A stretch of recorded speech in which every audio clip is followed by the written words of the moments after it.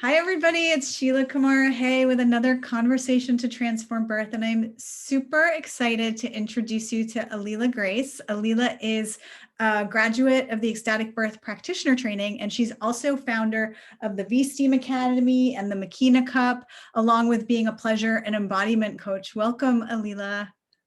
Thank you so much for having me, Sheila. It is such an honor and pleasure to be here with you and the community. Yeah, I'm so happy that you're here because we have a lot to talk about. We were just saying that the two of us could probably talk for 2 hours about pleasure as the most holistic birthing tool. And Alila, you shared with me how, going through the practitioner training and really embodying pleasure for yourself transformed not just your relationship with your body, but also transformed like the work you were doing. So I'm wondering if we could start there and you could talk about that a little bit.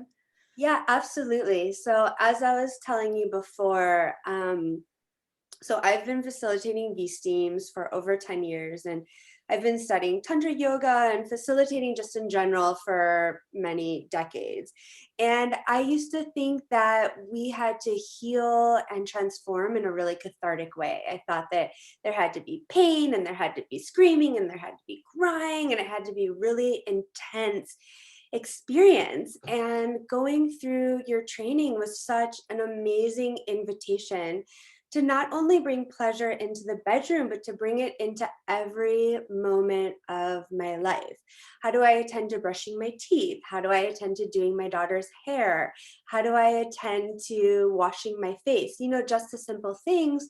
And when I rebirthed my line of work, and I told you this before, that I was overly optimistic when I took your training.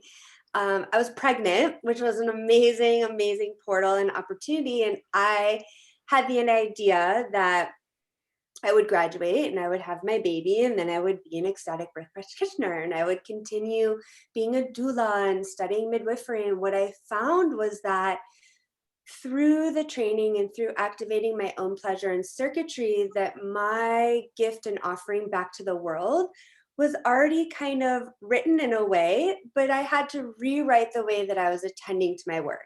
So instead of making healing this cathartic, intense experience, I learned how to soften around my own space holding. I learned how to really weave pleasure back into the way that I bring my service and my healing work to the collective. That's really cool. And I'm just thinking about how did that affect like your felt experience of your work? Moving from this like, okay, it's got to be like intense and cathartic. And now like there sounds like there's a gentleness. So I'm curious about like your felt experience in showing up for your clients and also in showing up as a mom. Yeah, well, I have to say that the experience of motherhood completely softened me, which I think that most women have that experience. And I'm a very fiery, Shakti person. I have a lot of energy, I have a lot of fire, and that's why my work was really cathartic and really fiery.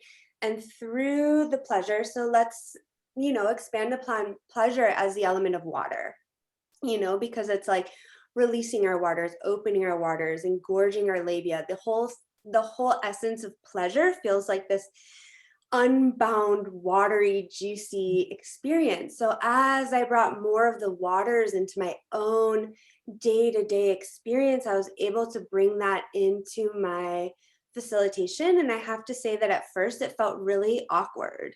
Um, I remember thinking, is something happening? Are they getting somewhere? Are they feeling anything? Are they having a transformational experience? Because it went from a really felt experience of, something's happening, to just like this really juicy internal combustion.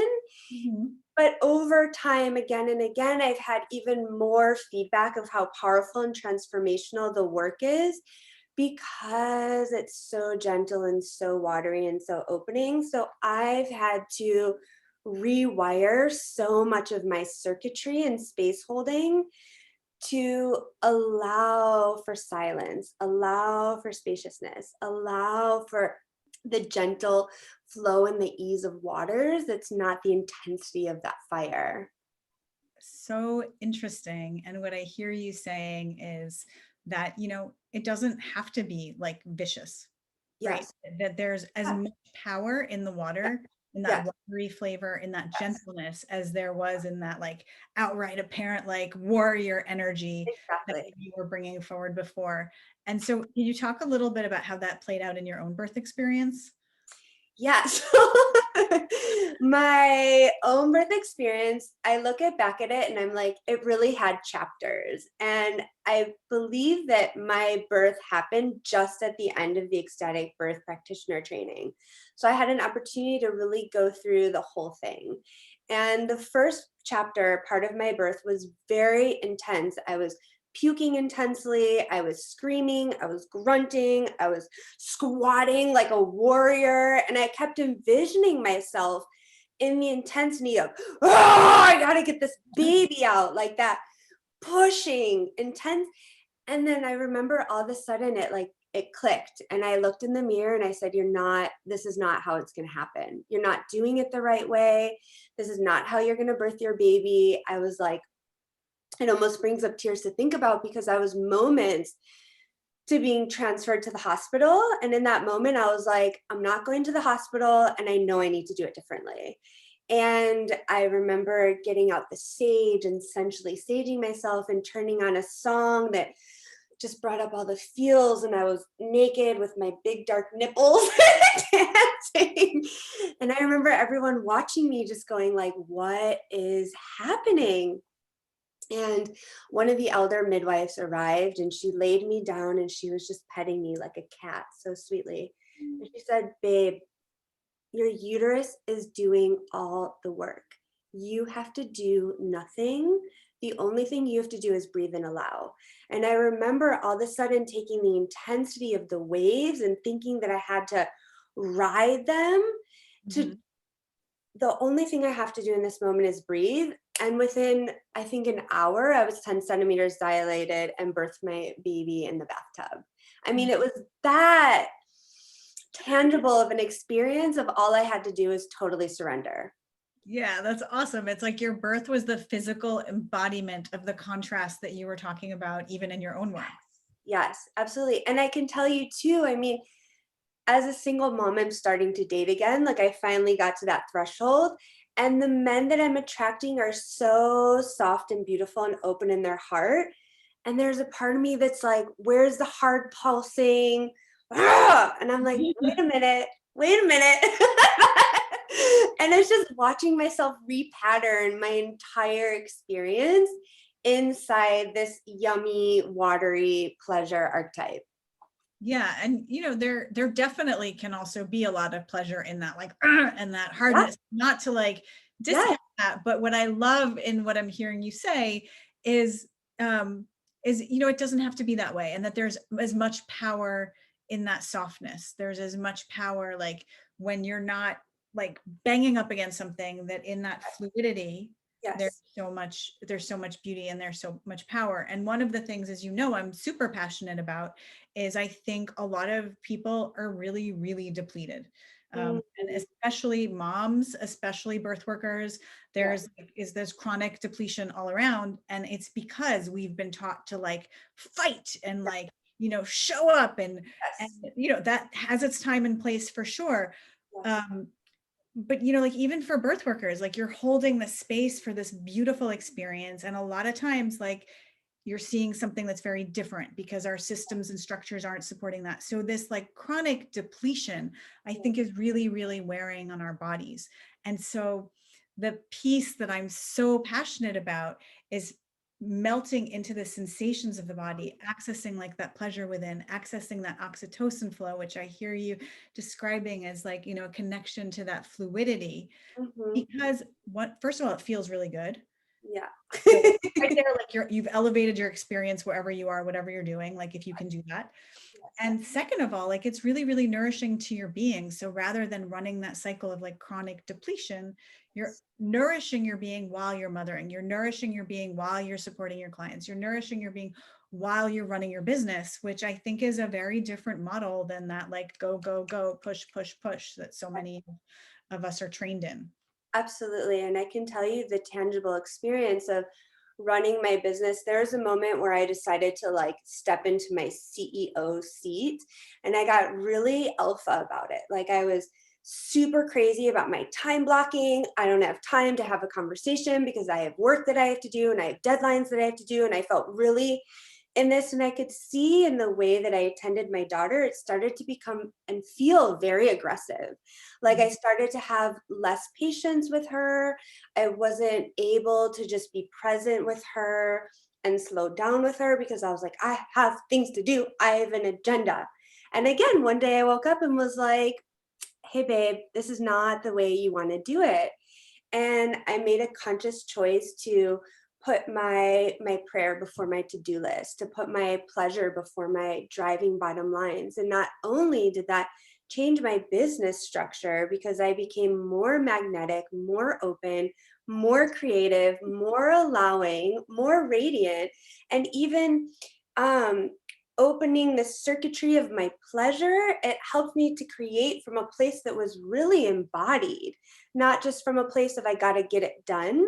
Yeah. And then the way I attended my daughter was in this giggly, spacious, let's just make raw chocolate today. And I can take time to brush your hair. I don't have to fight you to do all the things. And just allowing ourselves to downshift. Like I look at it in modes. Like there's a mode that I'm like upshift. I have to be here on time. I have to do the thing. I have to send the email. There's an upshift. And then I'm like, let's downshift, and let's downshift into that spaciousness where I can feel in my body, where I'm not rushing, where I'm not penetrating, but instead I'm receiving, I'm allowing, surrendering. It just feels good listening to you say the words. Um, you know, in all ecstatic birth programs, we talk about this idea that pleasure is the most holistic birthing tool. And I think it's really important to highlight because it's exactly what you're saying is that, you know, a lot of times we wait for like, okay, when we get it all done, that's when we're going to get pleasure is the reward for the job well done. But actually, when you use it like as a holistic birthing tool, when you use it in the ways you just described to like weave it into your day, into your work, into your mothering, into how you show up as a woman, that really expands your capacity and it really allows you to create in ways that otherwise you might not have been able to. Definitely. And as a single mom, I can tell you that pleasure is my superpower. And especially when I'm birthing courses or taking on new clients, doing big moves, whatever it is, I'll give myself, okay, I'm in a 30-day solo pleasure activation sequence for myself. And within that portal, you know, when I choose pleasure first, it changes the way I attend to my entire day. It, like you said, it increases the oxytocin, but it also nourishes my endocrine system. So it's like my skin is more radiant, my breath is bigger, my hormones are online. I need less sleep because my body is alive and awake. And so it really is that place. And there's so much, like you said, depletion. Like a lot of my clients are single moms or are working moms or are just working women in general. And the first thing I ask is, what's your relationship with your vagina? What's your relationship with pleasure? And they're like, who has time? Who has time to self pleasure when I have to cook a meal, do the, you know, and they have their whole laundry list. And I'm like, babe, you don't have time not to, because that's what's going to serve and rev up your engines to do everything else. Yeah, that right there is like the essential shift that I think people really struggle with. Yes. You know, how to like, well, I don't have time. I can't afford to. It's like really exactly as you articulated, like you really can't afford not to, especially when you have all those responsibilities and all those things that demand your time, energy, and attention. And I think it's like we're realizing that pleasure is the next level of like superfoods. Like we're like, you don't actually have to eat your superfoods, you just have to turn on your circuitry. And then you're actually digesting your superfoods. Because the pleasure, I mean, and you know this, but it's all, the uterus is all around the digestive tract and the urinary tract and the endocrine system is being, I mean, the whole system comes online instantly when the pleasure circuits are on. Yeah, my mentor, Regina Thomas Schauer, also known as Mama Gina, talks about how pleasure, it's like vitamin P, like we're all seriously depleted in vitamin P. And then when you get like the right dose of vitamin P, it's like, wow, I could do anything. Yeah, absolutely. Absolutely. So I'd love to hear, Alila, a little bit about vaginal steaming. I feel like, like we hear about it here and there, and I would love, like, from your perspective, like, why do it? What are the benefits? When is it okay? When is it not okay? Like, give us the lowdown on vaginal steaming. Sure. So vaginal steaming is definitely by far my favorite tool of divine feminine awakening, healing, enlightening, because the vaginal canal itself is a spiral network of muscles, and laced inside the vaginal canal is not only all of our stored trauma, ancestral hand-me-downs, patterns, stories that aren't working for us. There's also literally the codes and circuitry of our own awakening. So that's where our Shakti gets turned on and lit up.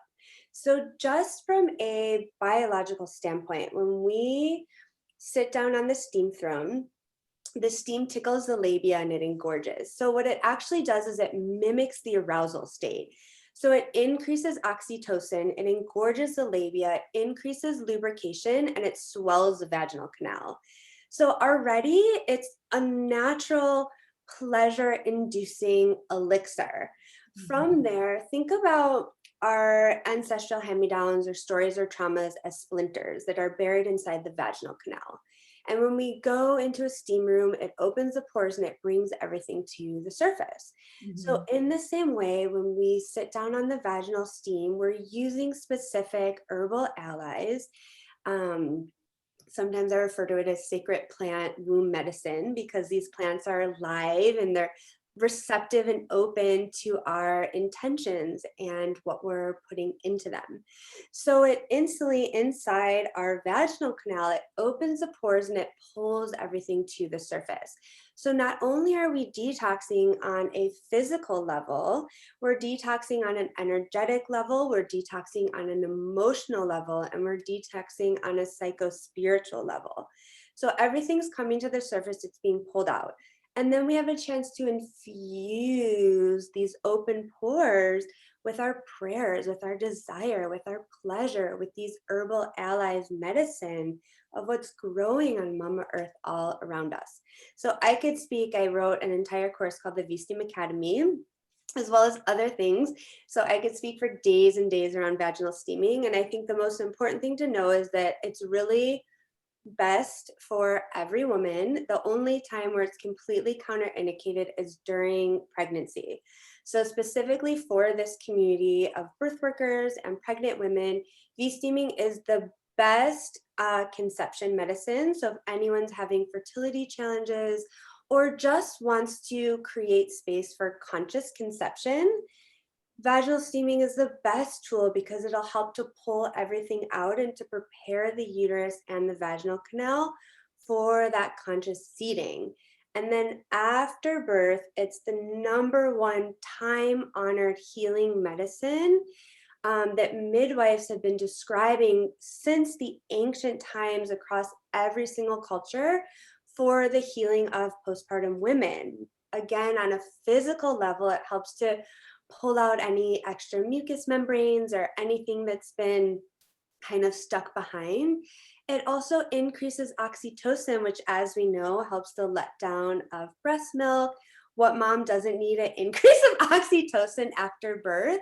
If there's any laceration or scarring, it's been proven that it heals way faster, way easier, and way more gently. So it's just, in every phase of birth or in every phase of a woman's experience, it's such healing, activating, awakening medicine.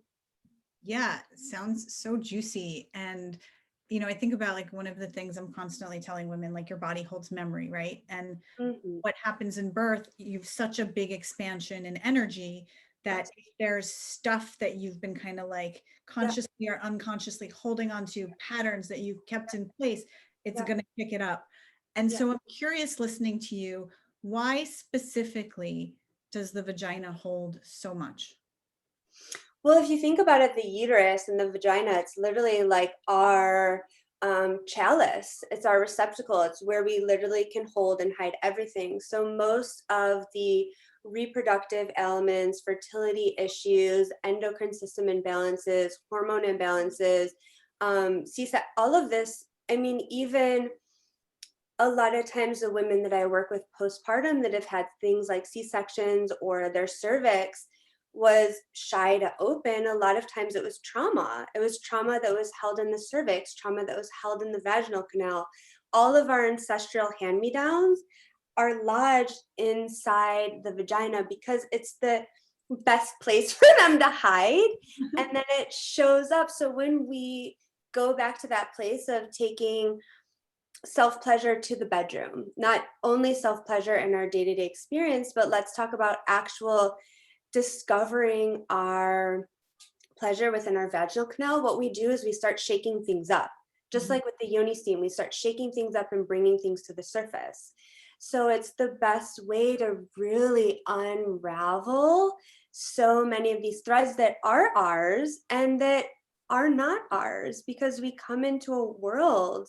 Imagine this, we're birthed into a world, literally a world, that we are given from our parents, from our grandparents, from our great-grandparents, whether they recycled or threw their trash on the street. We are now living in their ecology. The exact same thing, think about your vagina as its own vaginal ecology system. So we're handed at birth this ecology, this system that maybe it's clean and maybe it's not. And then through our own life experiences, there's dumpings that happen and everything gets held there. So it's like the place where we so often don't go, but it's the place where we need to go if we want to really know ourselves in this world, in this body. Yeah, that makes a lot of sense. And then the other side of it I was thinking about as you were speaking is literally in birth, like your tissues are opening, Yes. like they're opening, everything's opening. And so again, it's like all that memory that's stored there, Yeah. that's gonna come up. So this is one of the reasons victims of like sexual trauma or abuse have a much harder time giving birth vaginally, because the body system is like fighting to keep, you know, those memories in place. And Exactly. reminding me, I actually had an experience after my second birth. So my first birth was my traumatic birth, and I had, you know, stitching and scarring and all of that. My second birth being like my reclamation birth, I Yeah. had such an amazing birth experience. And I remember afterwards holding my baby, like everything was amazing, except there was this like pulsating, like raw anger Mm, going through my veins. Like I mm, remember just handing the baby to my husband and needing to like really focus, really breathe. And I felt that anger kind of like move through me and then come out and dissipate. And afterwards, when I was reflecting on it, I realized that that was the memory of the trauma, like coming out of my mm. body, like all those expressions that I couldn't feel and express in that moment in time. When my tissues opened to birth my daughter, it all like got activated and came out. So it really makes sense within this conversation of vaginal steaming. And so I wonder if I had had the consciousness to do some V-steaming before, it probably would have supported me quite a bit. Yes. Yeah. And a lot of the women that I work with are coming out of birth trauma or sexual trauma, and sexual trauma, especially too, with the vaginal steaming. As we know, the body wants to hold, the anus wants to hold, everything wants to hold. Yeah. And so to be in this space, and again, talking about something like entrainment, if I'm running pleasure, even right now, we can both relax our vaginal canal. Mhm. And then if I'm entraining that through my body, running that through my body and holding space for someone who has been a victim of sexual trauma or who has had a birth trauma, and I'm just gently allowing them to open, allowing them to grieve, allowing them to feel, allowing them to scream, whatever it is, that emotion, and just in that safe space, exactly like you said, because the canal opens. The vaginal steam, that's exactly what it does, is it mimics birth. It even ripens the cervix. It's so subtle, but Mhm. that's why we don't steam when we're pregnant, because it actually ripens the cervix. And Right. just by mimicking that place, we're giving ourselves a safe, supportive, holy space to really release those threads and feel really supported to do so. And so how many sessions does someone have to do in order to like experience that full rebirth that you're talking about? You know, it really depends on what they're holding and what they're unraveling, because it's like how close to the surface is that splinter, you know? And what I talk about is there's a thread that we follow and unravel. So sometimes I'm working with a client, and as I'm listening to her, she came to me because she had a birth trauma. But then as we talk a little bit more, she had a sexual abuse as a child. And that might be the place where we have to start, to just start tickling and just start unraveling and just start presencing before we even get to the experience that she had at birth.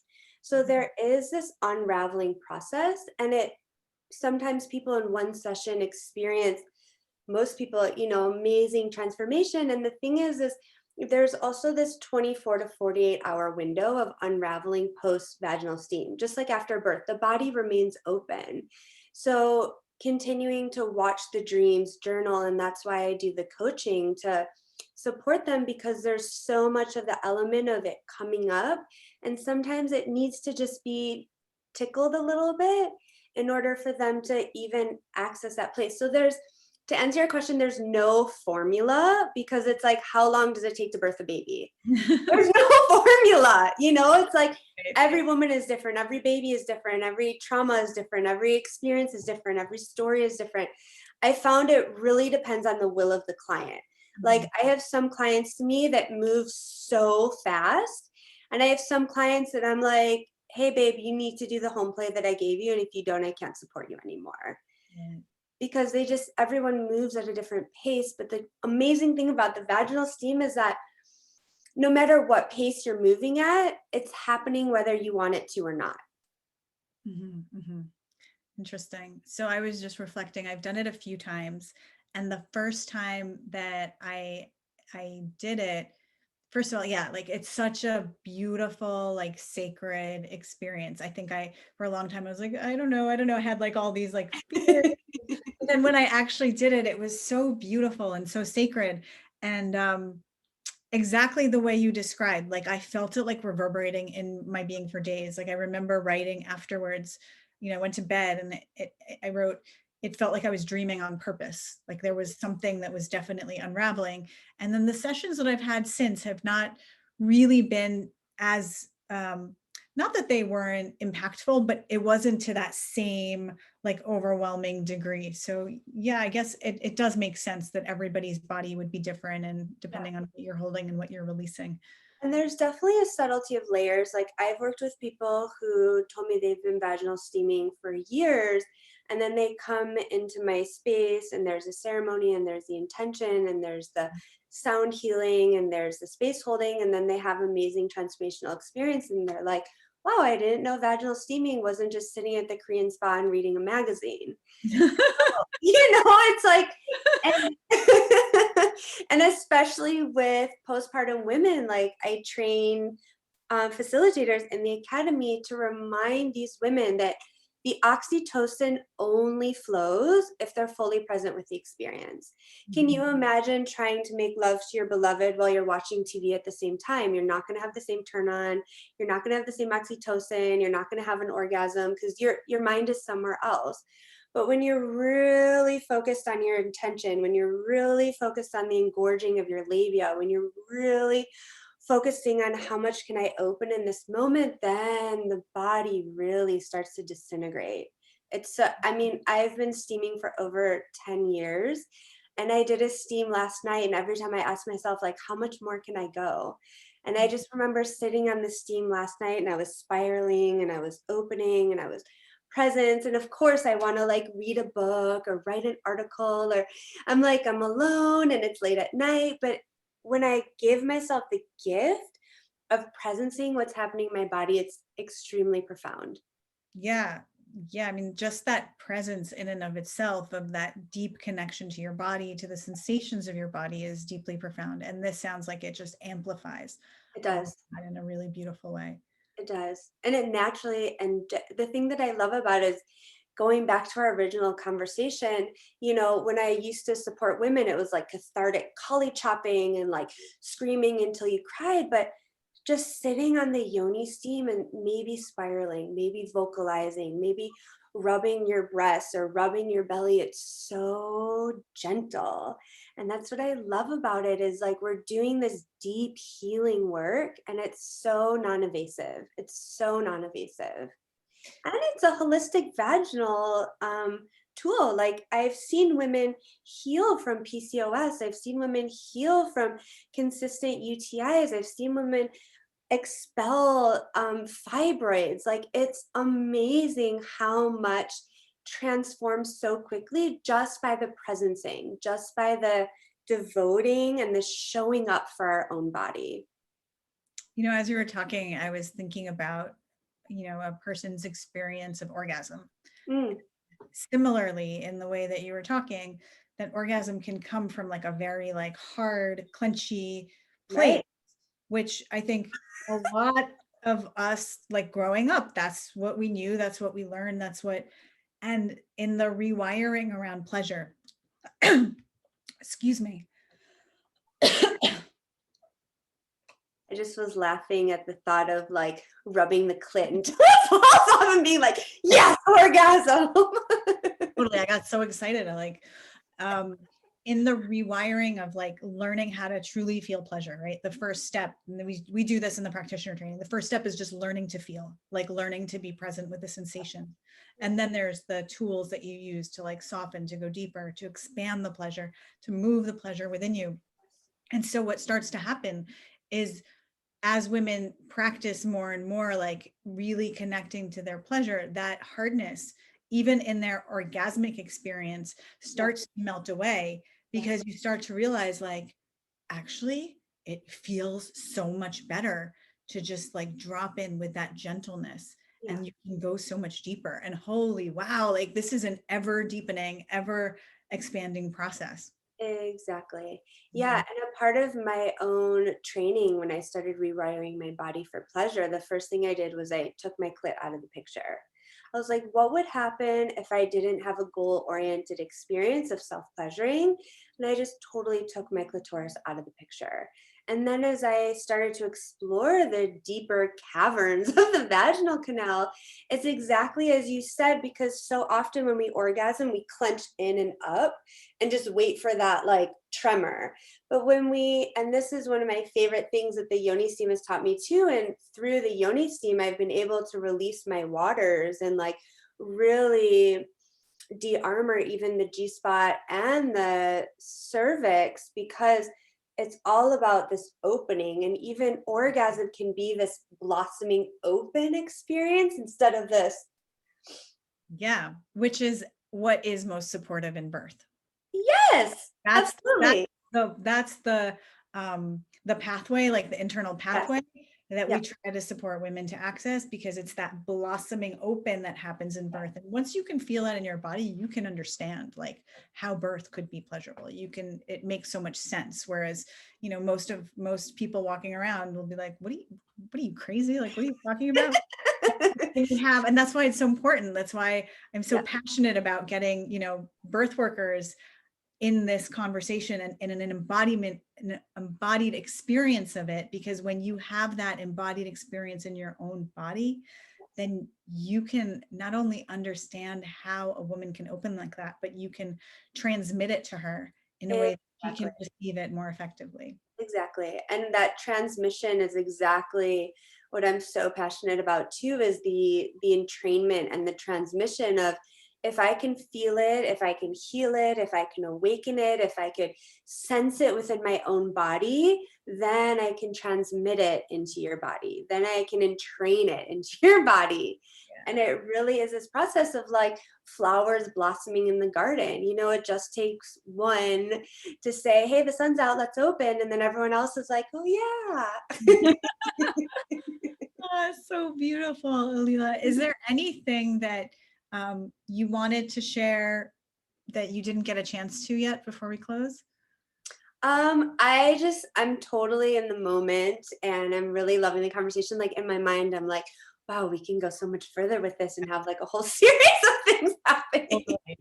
But I feel like in this moment, I don't want to overwhelm people with too much information. It feels like a good, digestible, tasty experience. Yeah, so tell people if they want to learn more about vaginal steaming or if they want to get into contact with you, how can they do that?